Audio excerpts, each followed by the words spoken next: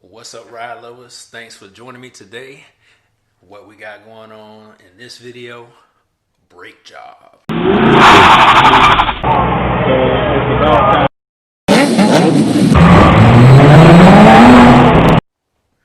As y'all will see in a moment here, as I turn the camera around, I'm coming to y'all from my garage. Now, this brake job will be, I think, the first job that I'm really doing from in the garage in my new home here.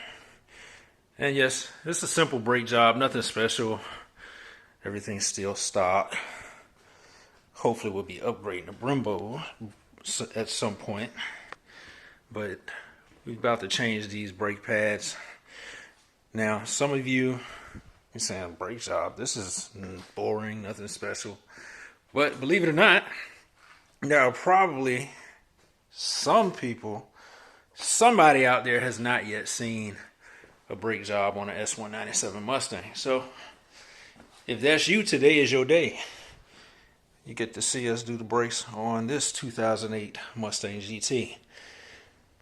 All right, so I got new tires put on the front today, and they told me that my front brakes were basically about to almost be metal on metal rubbing, the brake pads. So it's like, yeah, you need to change those. I was like, okay. And I thought about it. I was like, I have to change these brakes recently. But I had done the rears. And I forget how long ago this was. Maybe a year or so ago. And there's the box that the rears were in. And when I ordered them, I guess, a set of front and rear. So we still got fronts here. Because when I changed the rears, I still had decent life left on my fronts. So I just changed the rears at that time. And now the time has come to go ahead and change these fronts. Y'all notice the car is angled here. Not because I can't park.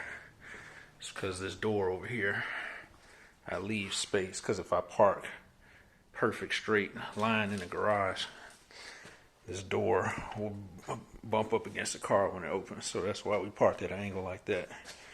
So there's my jack. We'll go ahead and get ourselves set up so we can do this brake job.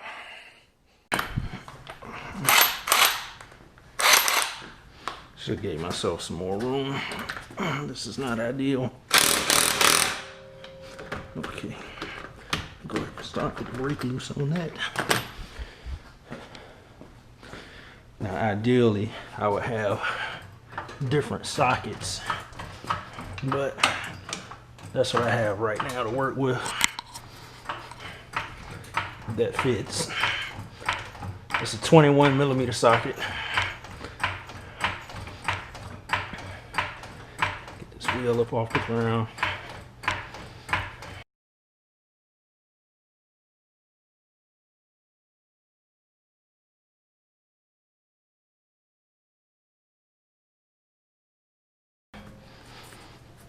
New fresh rubber.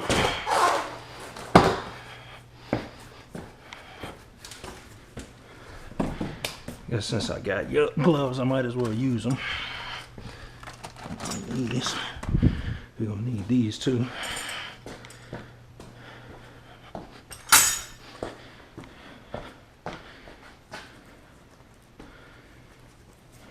Now, if I remember right, we'll see here in just a moment.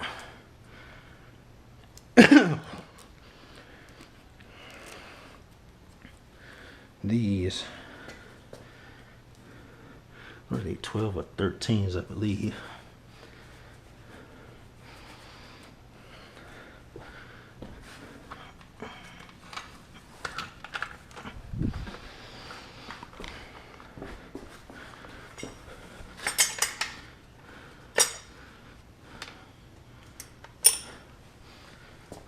I think it's going to be too small. Oh no, that's just right. Okay. Let's go ahead and get some a little bigger. So we can throw some leverage on it. Give me a little mechanical advantage.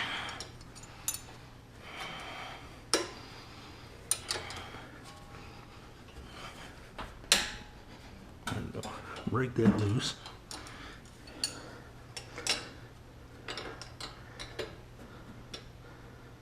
Do the same for these ones on the bottom.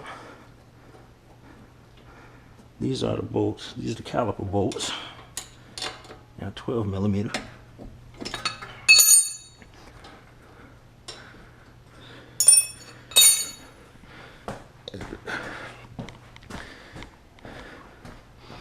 That's to break it loose. Now that I got it loose, we'll make it even a little easier.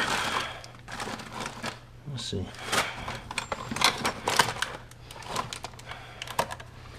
Yeah, this one works well. These are fastened here with a screw so they don't get lost.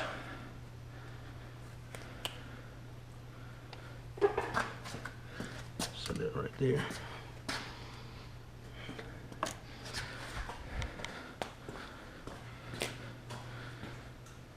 So there's our 12. There we go. And this will make this part go even faster.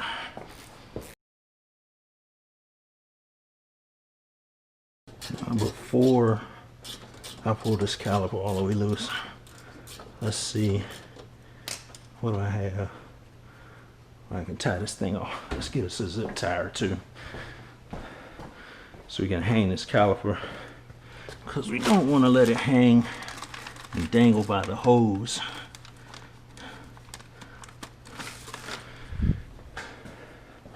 So we use a zip tie.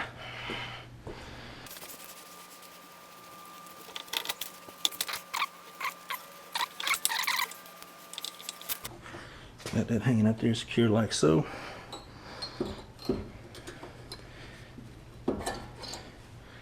And this brake pad, not quite as bad as they were making it seem.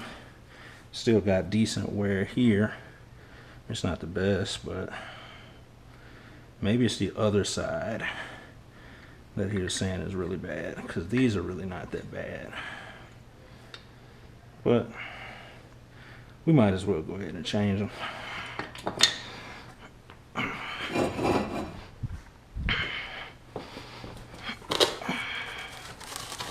I mean, they're at the point where they're getting close. So it is pretty much time to change them. But of course, the way he made them sound like it was about to be metal on metal rubbing. And as you can see, those are not quite that far gone.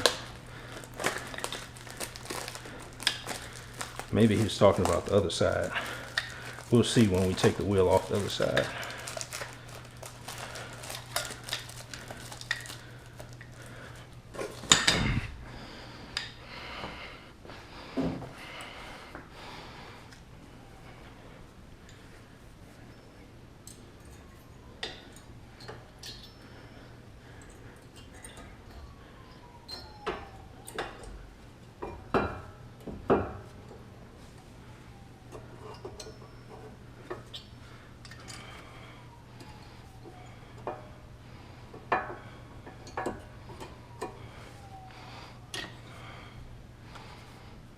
We got the wire brackets.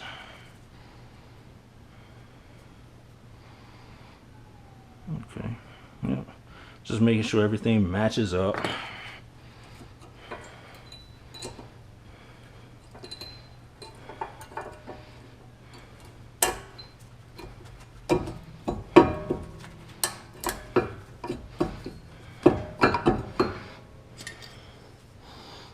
Basically, I do the same thing over here.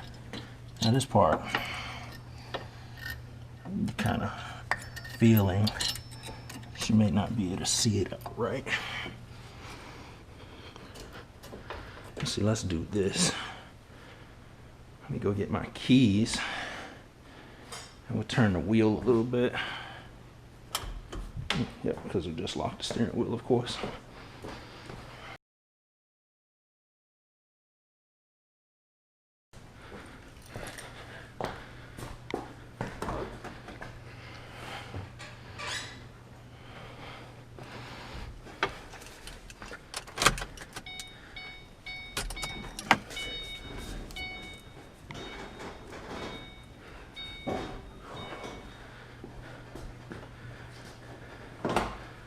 Let's make that part a little easier. So you can see down here, that lower bracket on the inside. All right. Okay, now here's the part that if you don't have the right tools, it will be a struggle. But thankfully, I have the right tools now. And what I'm referring to is this dual piston brake pad spreader by Lyle. Now, I don't have any affiliate partnership with Lyle or anything like that. But when something works well for me, I just let y'all know. I think, what did I pay? Like $20, $25 on Amazon, maybe 35. I'll check that for y'all, let y'all know. But this thing right here makes life so much easier when it comes to brakes.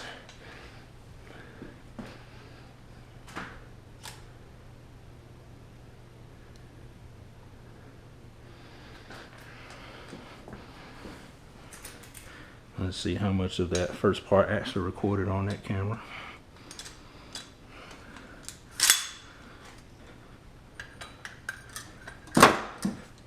This is how we sprayed the caliper. Now what I should have done, actually,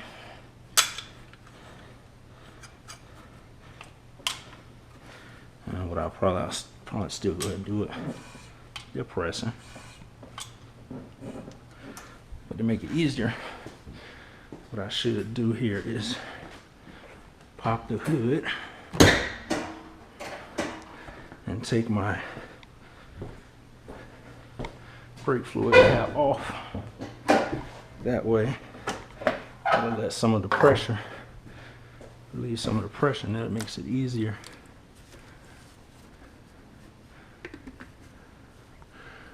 Now, let's see if I can find a rag, a paper towel or something, and stick in there so we don't get brake fluid spilling all over the place. Could use this, yeah, but I'd rather use one of these.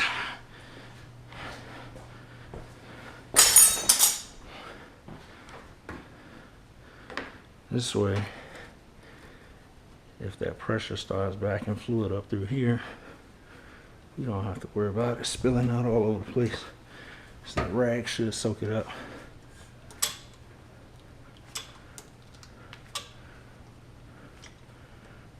But this caliper press is such a beautiful tool.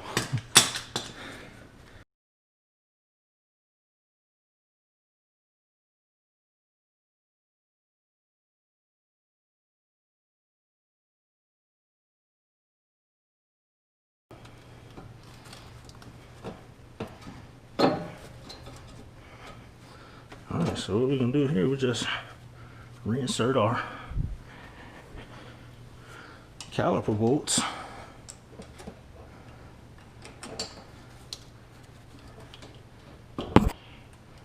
They should be all lined up here.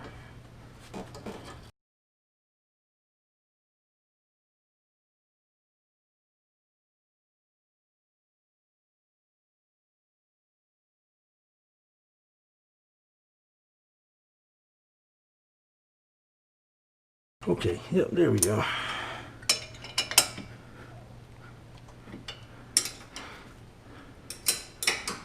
I'm hand torquing these. There are torque specifications for this, but I'll look that up for y'all. I'm not using the torque specs right now. But that is basically our brake job. And you repeat the same thing on the other side. What I'll do is I'll check the other side, see how worn those are, just to let y'all know if they were saying, oh, you need brakes, so they could try to charge me to change them, or if the ones on the other side are really worn, as bad as they said they were worn. But we'll see that in a few moments.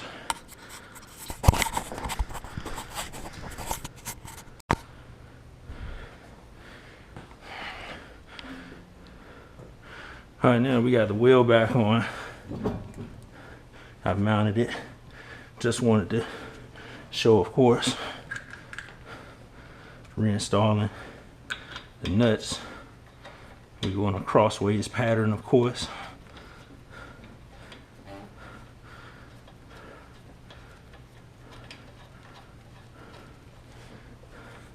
Always start them by hand, just to make sure you're not cross threading.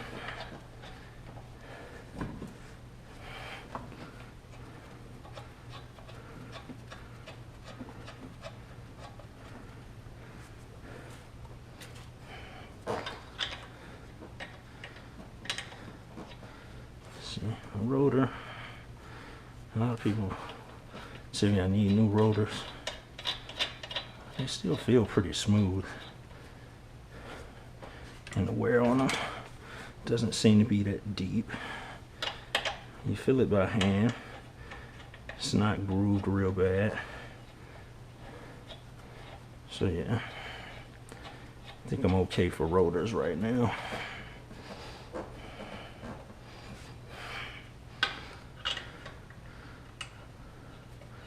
All right, so now that we have hand snugged our lug nuts, now we can go ahead and tighten them down.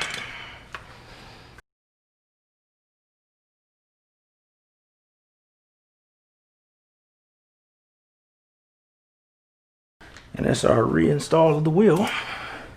Now we can go ahead and move to the other side, see if those pads on the other side are as bad as they were made out to be.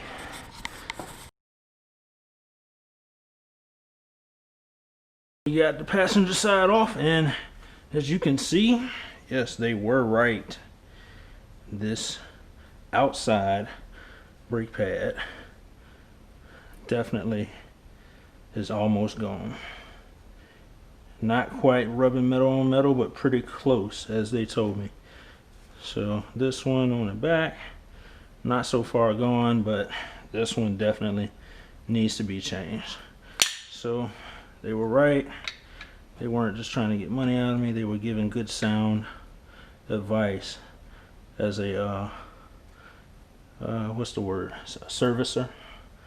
So yeah, do appreciate that. So we're gonna go ahead and put the new pads in. Now before I get to that, what I did also discover, let's see, I didn't zip tie this one up. I just laid it, rested up here.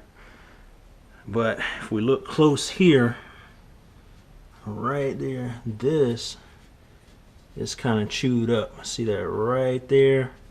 So that caused extra difficulty when I was getting this, trying to get this top caliper bolt out, because it's supposed to, of course, sit and line up here, and let's see, the flat part up against the flat part there, and that holds it in place so you can turn the caliper bolt and it comes loose. But because you got this side right there that's chewed up, it wasn't catching. You see right there, it was spinning around, so it wasn't catching, and it was just spinning right along with the caliper bolt. Now how that happened, I'm not sure. Last time the brakes were changed, I'm trying to remember whether I did it, which is entirely possible. I could have screwed it up, but probably not. Or somebody else might have did it. But I'll be able to get the brake pads installed and get the caliper back on tonight. But what I am going to end up having to do is get the new hardware here, which basically means getting a new caliper bracket, this entire unit right here, which comes off with, there's a couple, I want to say 14 or 15 millimeter bolts behind there. Undo those and it just falls right off.